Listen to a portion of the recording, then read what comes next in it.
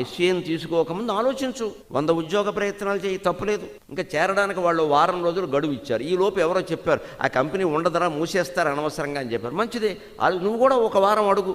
ఆ డేట్ వచ్చాక ఫోన్ చేసి నాకు ఏదో మా ఇంట్లో ఎవరికో బాగుండలేదండి, ఒక వారం రోజులు నాకు గడువు ఇవ్వండి అని అడుగు, నిర్ణయించుకో. ఎందుకంటే ఒక్కొక్కళ్ళు ఉద్యోగాలు ఇస్తామని చెప్పి ముందు డిపాజిట్ కింద కట్టమంటారు 5-6 లక్షలు, మళ్ళీ తర్వాత కనబడ్డా మన డిపాజిటే మనకి జీతం కింద ఇస్తాడు. 5 లక్షలు మన దగ్గర కట్టుకుని నెలకి 50,000 ఇస్తాడు ఏడాది. ఎందుకు ఇవ్వడం, మన డబ్బేగా. ఏడాది తర్వాత కంపెనీ బోర్డు తిప్పేస్తాడు. మోసపోయామంటే ఎలా మోసపోయావు, ఏమి విచారణ చేసుకోకుండా వాడు అసలు ఉద్యోగం నీకు జీతం ఇవ్వాల్సిన వాడు నిన్ను డిపాజిట్ కట్టమంటాడంటే అదేం ఉద్యోగం? అదేమైనా క్యాషియర్ పోస్ట్ అయితే పోనీ బాబు నీకు రాగానే క్యాషియర్ ఇస్తున్నాం, అలా ఎవరికి ఇవ్వకూడదు కూడా.